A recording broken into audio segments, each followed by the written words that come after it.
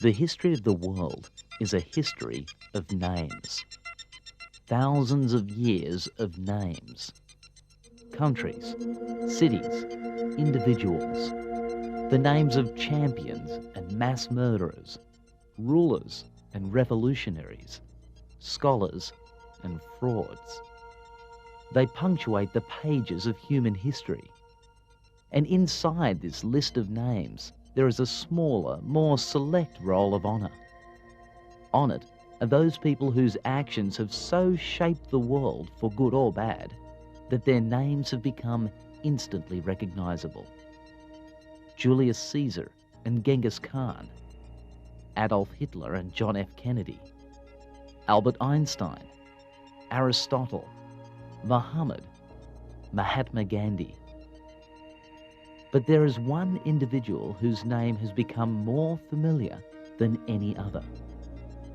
Jesus Christ, the man who claimed to have defeated death.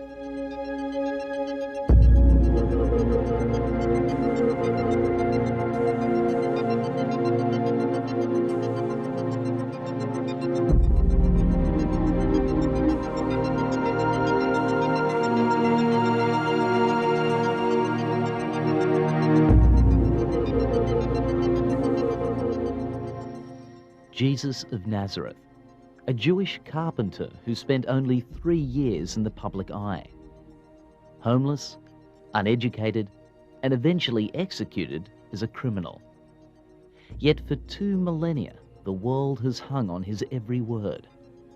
One historian has written, "No revolution that has ever taken place in society can be compared to that which has been produced by the words of Jesus." His teachings have inspired the greatest acts of kindness and been twisted to justify the bloodiest acts of tyranny. Who was Jesus? What did he really stand for? The writers of the Bible present us with a life free of faults and filled with astonishing acts of compassion. But it's not his personal morality or the mercy he bestowed on others for which Jesus is chiefly remembered. Jesus is called the Christ by millions because of his seemingly miraculous powers, specifically his power over death. In his lifetime, Jesus was supposed to have raised at least 3 people from the dead, 2 men and a young girl. But it wasn't these exploits that earned him the reverence of hundreds of millions.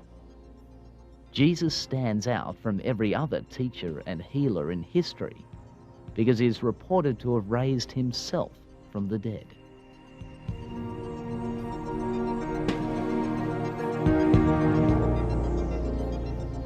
Belief in the physical resurrection of Jesus Christ has powered the Church for almost 2 millennia.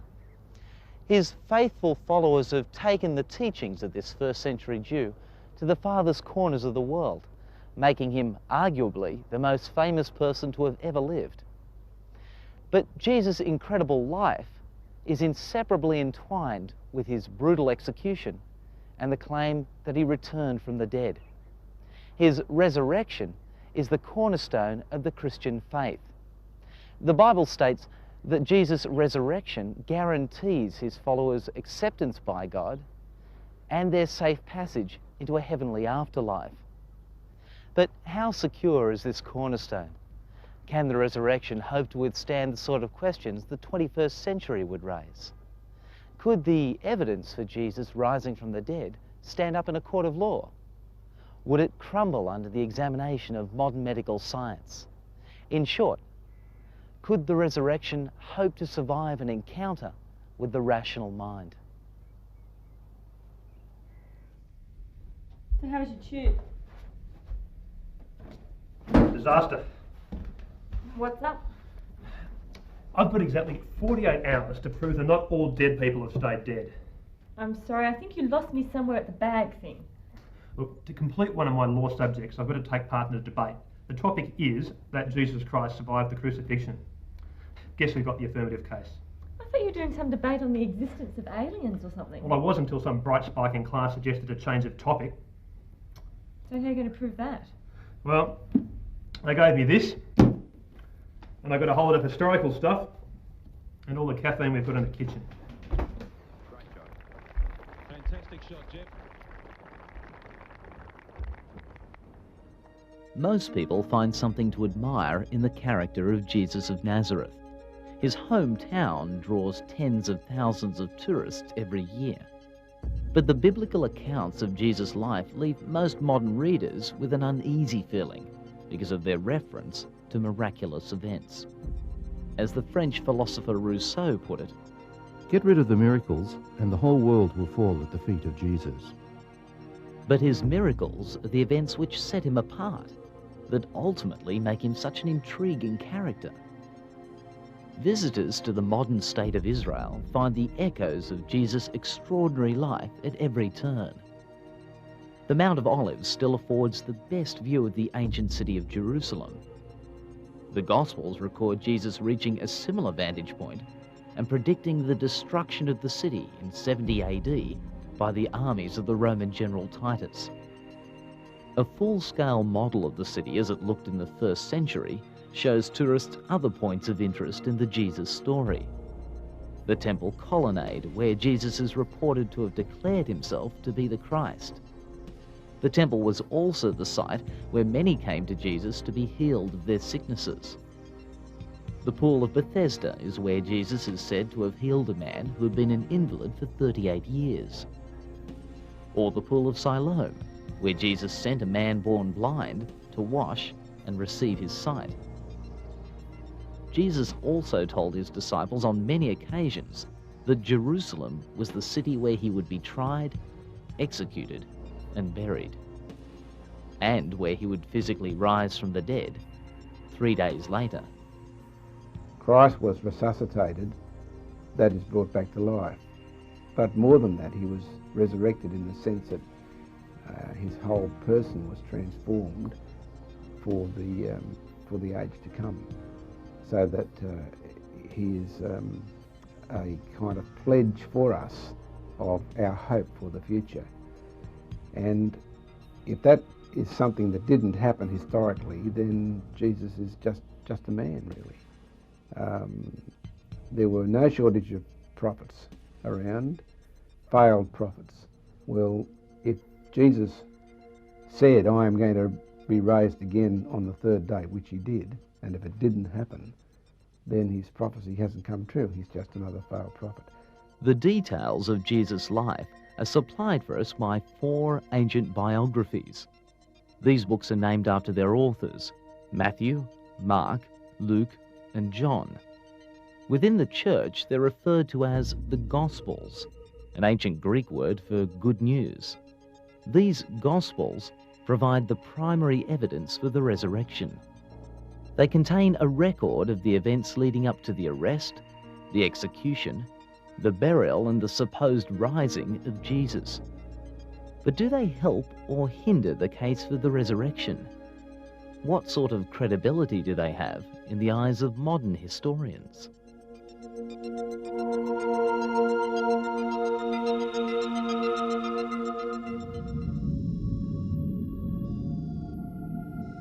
Any examination of the resurrection of Jesus of Nazareth has to begin with an examination of the documents that claim to record this extraordinary event. What sort of documents are these Gospels? Are they reliable historical sources? Well, with the Gospels, you're not simply dealing with one book. You're dealing with 4 books, written at least partially independently. Mark's Gospel is almost certainly written first. Matthew has used Mark for some of his material, but has got material from other places. Likewise, Luke. Luke has used Mark for some of his material, but has also got information from other places. And the consensus of scholarship is that John's Gospel, probably written later, hasn't used any of the others. So we have 3 partially independent sources and 1 other completely independent source of information. The real question is, are they documents that a historian can use? And there the answer is simply yes. Like other ancient documents, they present problems for a historian, but they are nonetheless documents that a historian can use, can make use of, can deal with critically, but with some confidence that they've got evidence that they can get at. There's a certain amount of archaeological evidence that locks in with the framework of the Gospel stories. Two well-known cases are the so-called pavement on which Pilate gave judgments in Jerusalem.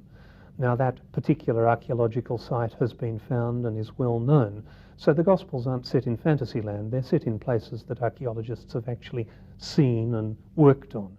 Examining artefacts is one way of checking the credentials of the Gospels.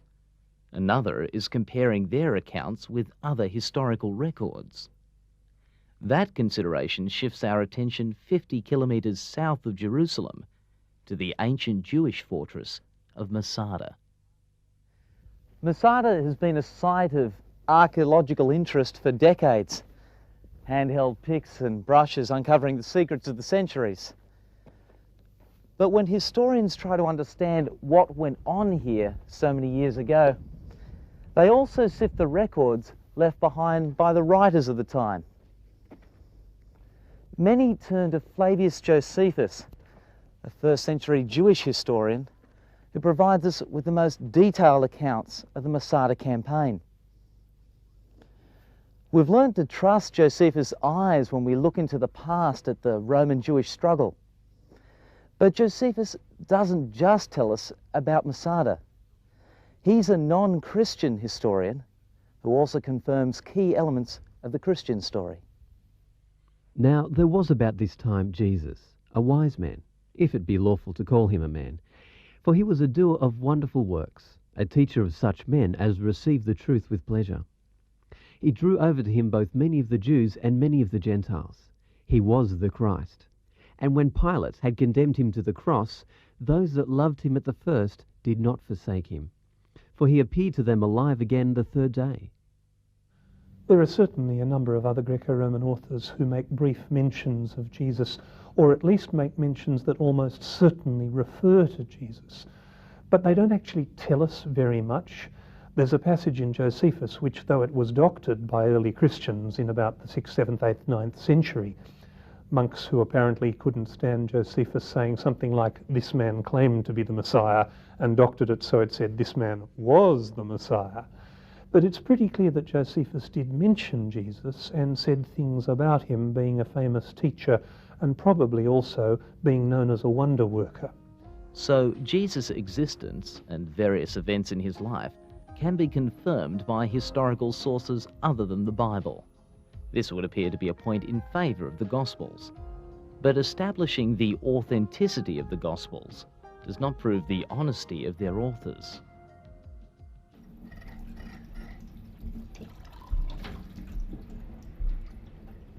So how's it going?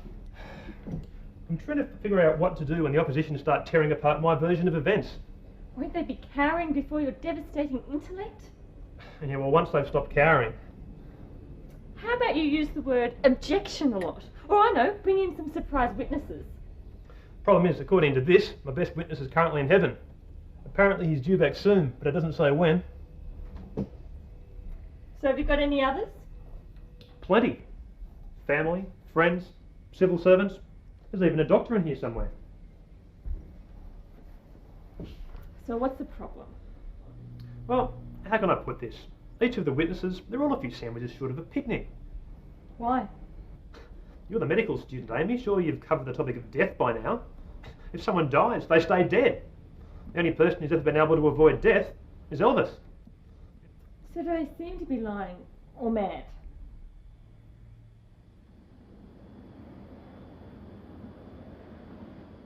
In many ways, the Gospels have a lot in common with legal statements that can be submitted as evidence to a modern court.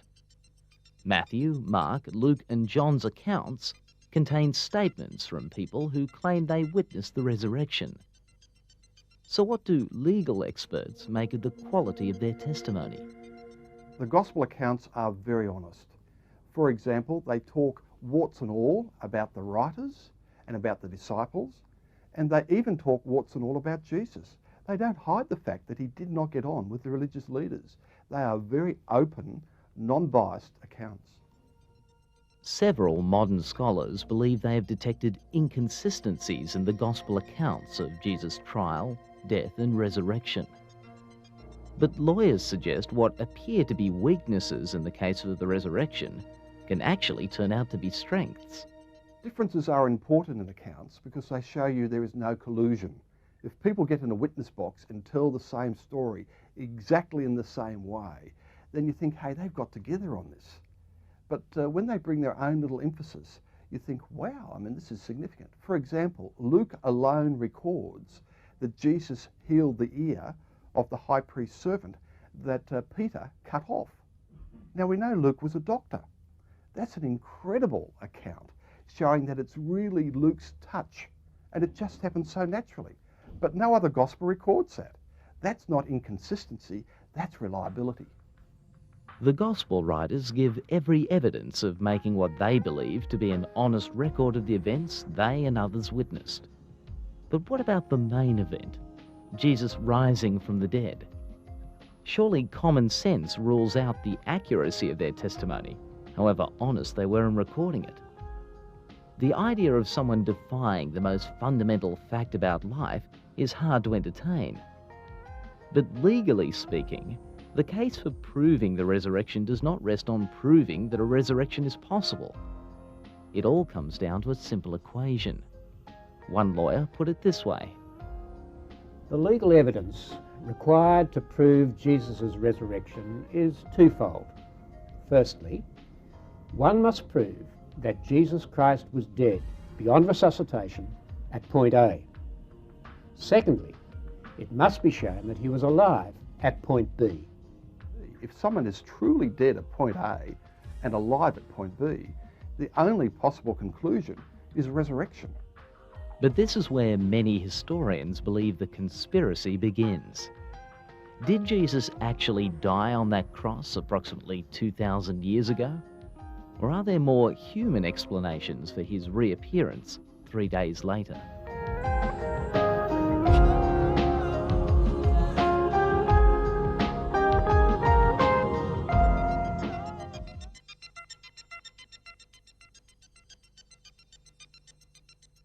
The gospel accounts of Jesus' trial, death, and resurrection may be accurate.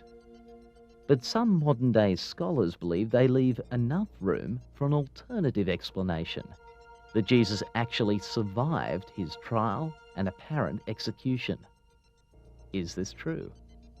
Can the historical evidence be interpreted in such a way that it allows for the possibility of Jesus' survival?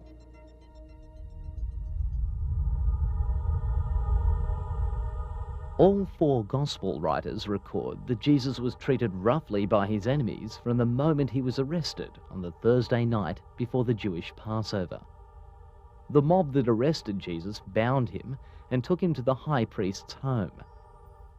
During this first trial, he was struck several times by his accusers, spat upon, and eventually blindfolded and beaten by the guards.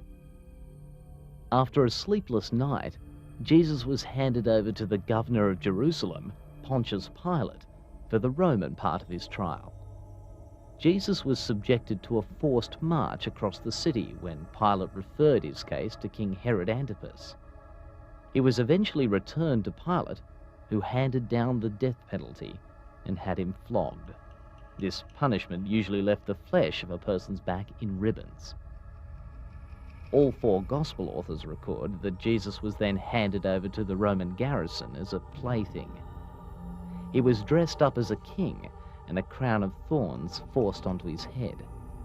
The soldiers then took turns striking him about the head and face with a wooden staff. The torment over, Jesus was led outside the city walls to be crucified. The Romans had been using crucifixion as a means for execution for centuries, but not for Roman citizens. Roman citizens, if they were to be executed, were beheaded, which is at least quicker. Crucifixion is a pretty awful way to die and can take days, even as much as a week.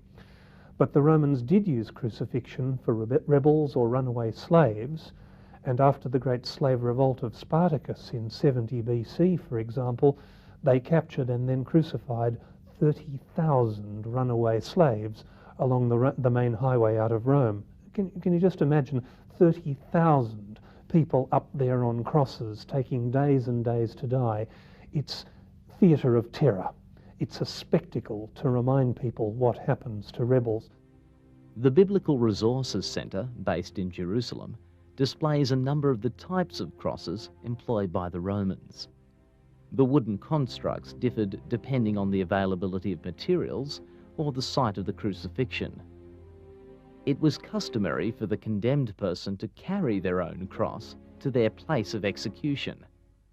Matthew, Mark and Luke record that Jesus was so weak by this stage that the soldiers had to force a bystander to carry his cross for him. When the execution party reached the hill of Golgotha, Jesus was stripped naked and nailed hand and foot to the wooden cross. After hours of abuse, Jesus was finally crucified at approximately 9 a.m. on the Friday morning. G'day, Steve. We're going down the shops. Do you want us to get anything for you? A forensic specialist and about 12 litres of blood. Would you like any fries with that, sir? What are you doing? I thought I might try and show that Jesus didn't die in the first place. That way it's a cinch to show he was alive after his date with the Romans. And how about the blood? Well, I'm trying to work out how long he could have lasted with the wounds he received before needing medical attention. He wasn't on the cross that long. It doesn't matter, you don't die of blood loss when you're being crucified. Sorry? I read it in a journal. You die of suffocation and exhaustion. Sure, blood loss would have been too easy. The Gospel of John contains one strange detail relating to Jesus' crucifixion. Responding to requests from the religious leaders, the Roman soldiers were ordered to break the legs of the prisoners they had crucified. Why did they break prisoners' legs when they were being crucified? Yes, it does seem a bit superfluous, doesn't it, once you've nailed them up? Well, the answer is they didn't normally break their legs. Crucifixion kills you by asphyxiation. Your whole weight is hanging on the muscles of your chest, and so you really can't breathe. Or at least you can only breathe by pushing up against the nail through your feet, which is a pretty horrifying sort of concept. But it means that people do take a long time to die. Now, in Jesus' case, it was right on the eve of the great Passover festival, which is one of the most important festivals in the Jewish calendar, and having people dead or dying on the Passover would have been a serious offence to Jewish sensibilities.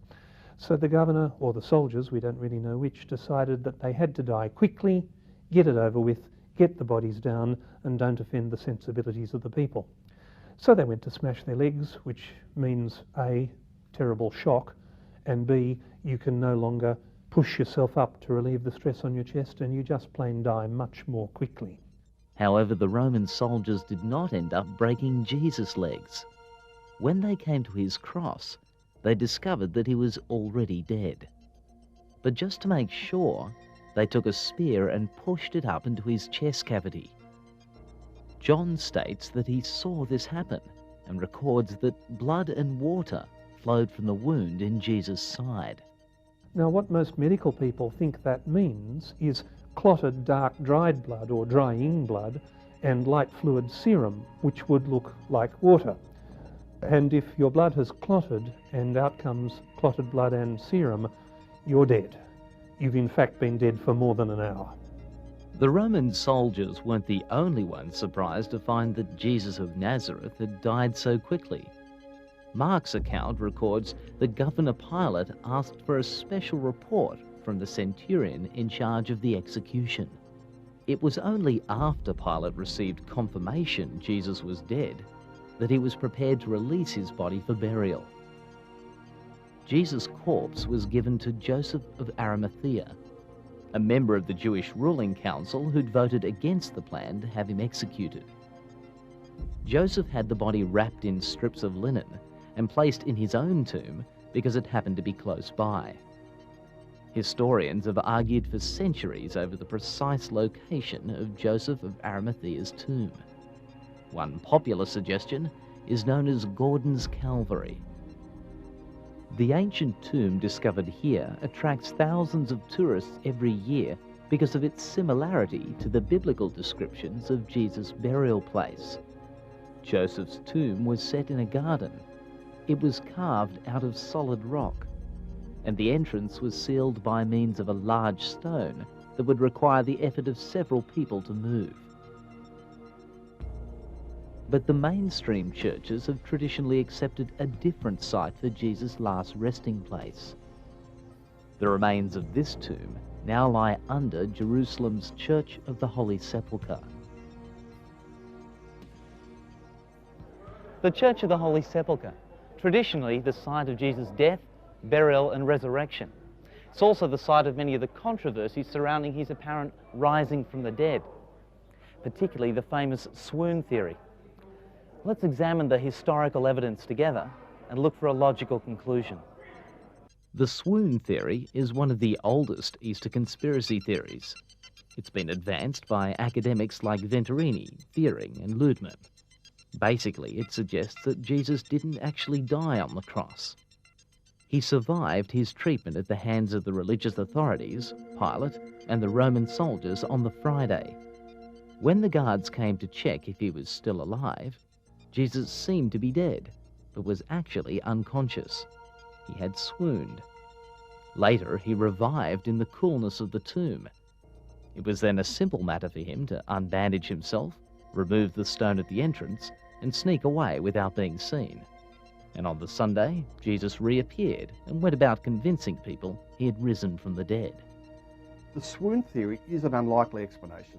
Those who advocate just refuse to believe that miracles can happen in history. They come from that position. So what do? It can't be resurrection. They can't dismiss the historical reliability of the account of him on the cross, so they create the swoon theory. The skeptic of yesterday, Strauss, said the swoon theory is a greater miracle than the resurrection itself. I mean, this guy's on a cross, he has a spear in his side, he's put in a tomb, and a couple of days later, he jumps out as if he's 101%. Couldn't be. The evidence points to Jesus dying on the cross. The records also indicate the religious authorities of the time were determined to make sure the body of Jesus stayed in its tomb. Matthew notes they gained permission from Governor Pilate to place a guard on the grave to prevent anyone stealing the body. They also placed seals on the entrance stone to ensure it remained undisturbed. But for all their precautions, something went wrong.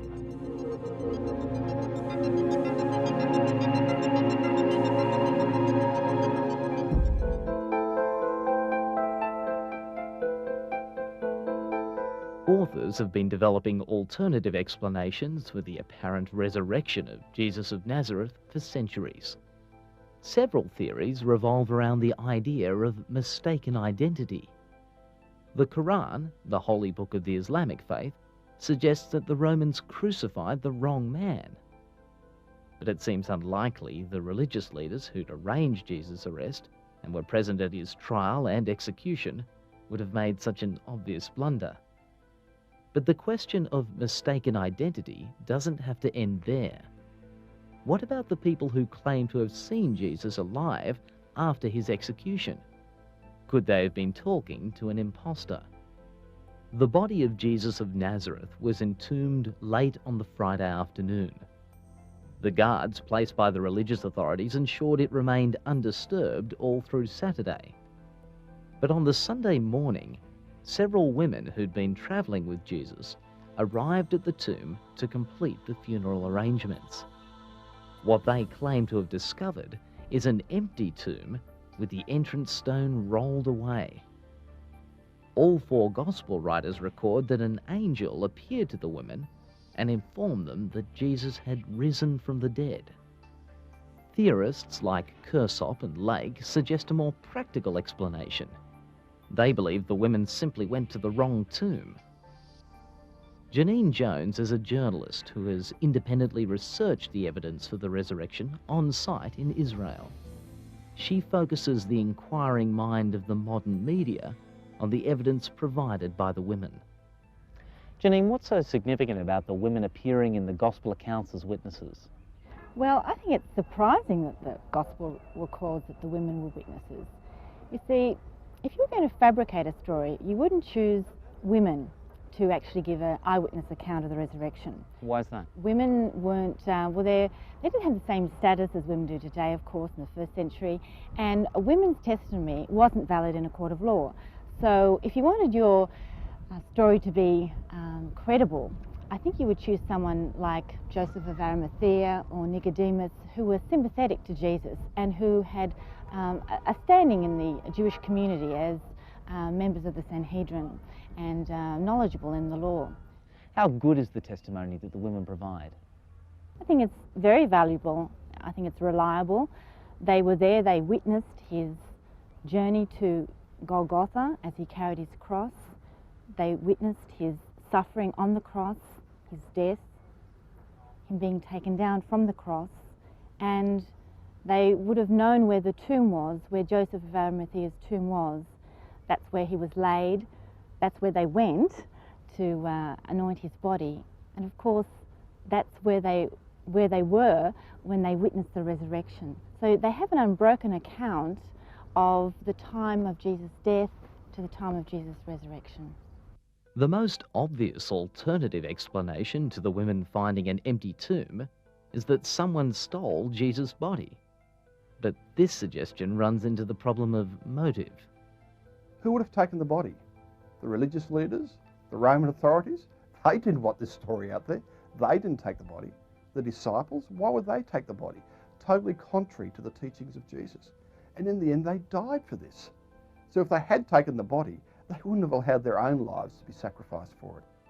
The Gospels document no less than 12 separate occasions on which the risen Jesus appeared to people. Mark and Luke record that on the Sunday in question, 2 of Jesus' disciples were travelling through the countryside on their way from Jerusalem to the town of Emmaus.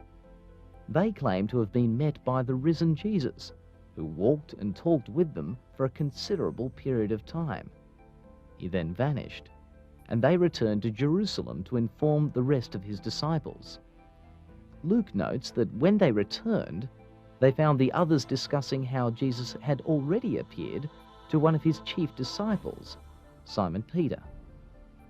While they were comparing notes, Mark, Luke and John agree that Jesus appeared in the room. The witnesses were initially terrified, believing they were seeing some spiritual apparition. But Jesus proved his physical presence by inviting them to touch him and then by eating a meal. Jesus continued to meet with his disciples on several other occasions over the next few weeks. Individual meetings with cynics like his brother James, public appearances for the sake of skeptics like longtime follower Thomas. The most startling occasion recorded involved a prolonged meeting with more than 500 people. The Gospel accounts show that Jesus' disciples were amongst the hardest people to convince. John records Jesus eventually had to appear to Peter and several other disciples on the shores of Lake Galilee and spur them on to tell people about his resurrection. I've been reading these pages over and over again, and I'm sick and tired of trying to come up with an explanation as to why a dead guy is suddenly walking around alive, the other side of a crooked judge and a lynch mob with too much time on their hands. I mean, the witnesses, they're also consistent. There's nothing to work with here. I mean, as far as they're concerned, it's either resurrection or nothing. Just ignore them. Usually works for me. It's not like anyone saw him rise from the dead anyway. Yeah, except there were these guys who reckon they saw him alive afterwards, and there's this empty tomb. I mean, it's pretty much the same thing. Mate, they were his friends. They were counting on him coming back. Yeah, sure. I guess they were, except for those who didn't like him and those who weren't expecting him to come back. Mate, they were probably all dreaming. I mean, he wasn't around that long. How long was he around for? Yeah, sure. Thanks, Darren. Now all I've got to do is make 1 month seem like a short period of time. The appearances of Jesus, I think, are credible, at least to me, because they involve several of our senses, or several of the senses of the people at the time. They saw him, the eyes were involved. They heard him, the ears were involved. They actually put their hands on him, so their senses were involved in the tactile bodily sense, and they ate with him. So, I mean, they are the usual indicators by which people relate to one another. We see, we hear, we shake hands, we have a meal together. That's why we know we are dealing with a real human being and not a phantom or a ghost or a spook or something like that. Lake Galilee is just one of the many sites where the risen Jesus is supposed to have met with his disciples. In total, close to 600 people claim to have met with him over a period of 40 days. In his last appearance, Jesus returned to heaven from a hillside just outside of Jerusalem. Jesus' religious opponents suggested the resurrection story was a conspiracy constructed by the disciples. If it was, then it's one of the most elaborate hoaxes of all time. When he died on the cross, they were bitterly disappointed and broken-hearted people. They thought that he was going to bring in the kingdom of God or something like that. And so they are crestfallen, they are disappointed, their bottom has fallen out of their world. So emotionally and psychologically, I do not see them saying, oh, well, let's make up a story about resurrection. I don't think they're in the emotional state of mind to do that. It's hard to refute the evidence that Jesus of Nazareth died on a Roman cross outside the walls of Jerusalem. But the mystery of his death deepens the more it's examined. What of the witnesses to the risen Jesus? Some have suggested that there is a psychological explanation for his apparent rising from the dead.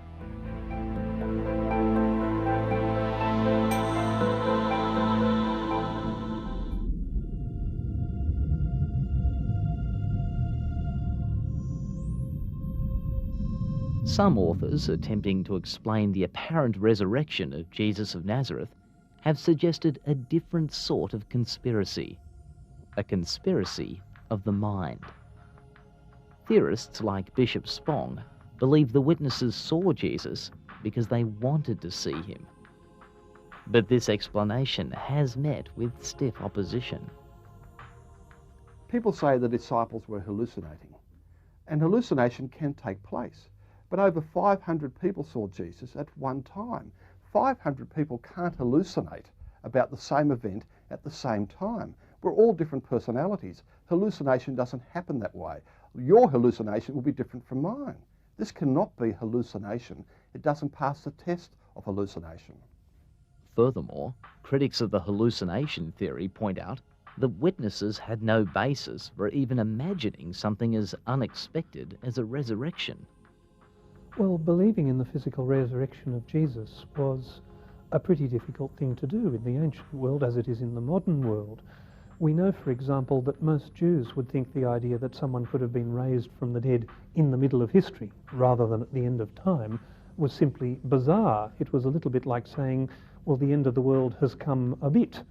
Resurrection should be what happens at the end of time, not somewhere in what we now call 33 AD.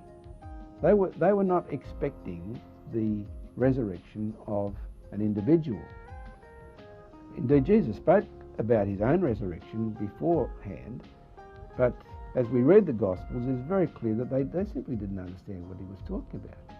It was just double Dutch as far as they were concerned. This new belief in Jesus' resurrection appears to have had a unifying effect on his early followers.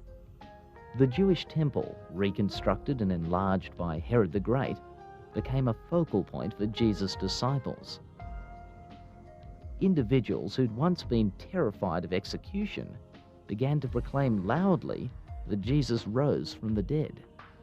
I think that's the most impressive thing about Jesus' resurrection. It's not that he just appeared to people, but that his appearance made a radical impact on people's lives, and so it changed people's ways of thinking, it changed people's lives. Oh, there's no question that the resurrection was a foundational belief for the early Christians. It's mentioned numerous times in the earliest Christian documents, which are not the Gospels. The earliest Christian documents are the letters of St. Paul. He mentions the death and resurrection of Jesus numerous times. It's mentioned through the Gospels. It's mentioned in every New Testament document. The New Testament also records that the religious authorities banned preaching about Jesus. His followers in Jerusalem underwent incredible persecution. But instead of vanishing, the church thrived. The disciples were absolutely convinced that Christ was raised from the dead. This was at the centre of all of their preaching and teaching. Certainly they believed that in his death, Christ brought about the forgiveness of our sins for those who believe in him. Widespread persecution of the Christian faith broke out in the Roman Empire during the reign of Emperor Nero. Tradition holds that the two key leaders of the early church, the apostles Peter and Paul, were both martyred in Rome around AD 67 as a result of their persistent preaching. But rather than retreat from their beliefs, the early Christians enshrined them.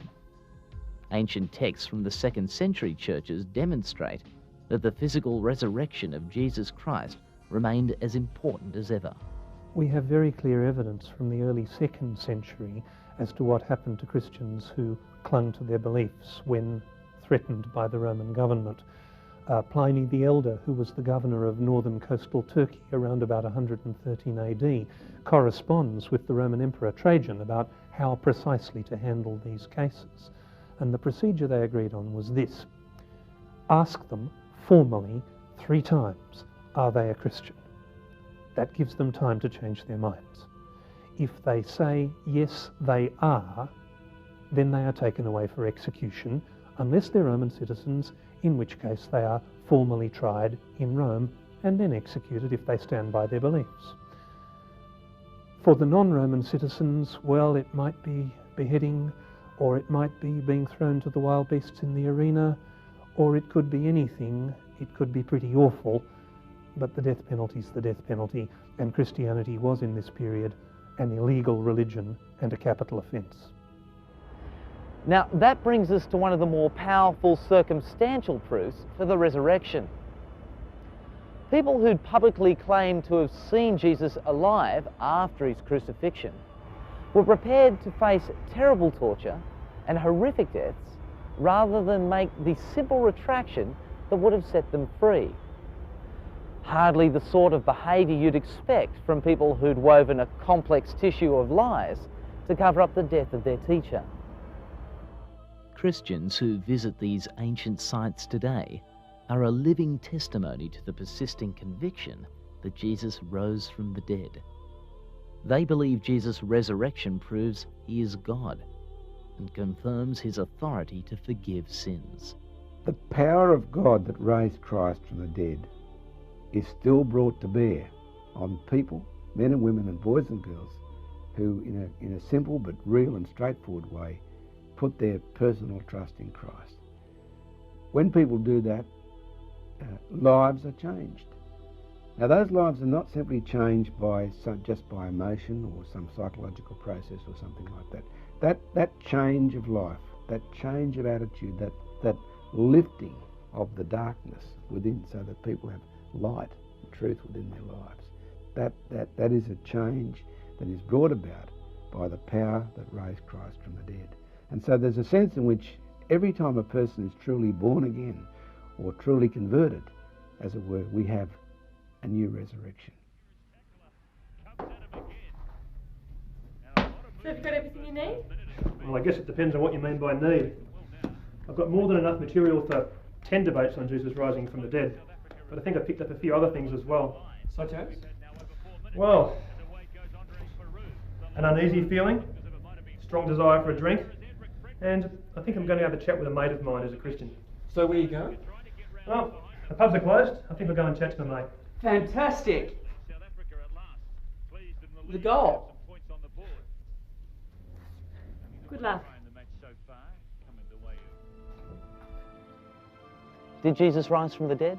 Yes? No? Who cares? Well, no one, if we treat his death and resurrection like just another historical fact, to be noted, filed, and forgotten.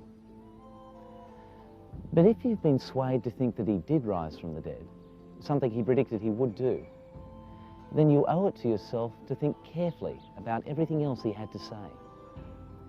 A man who claims to be the Son of God might be a liar. But what if he backed up his claims by rising from the dead?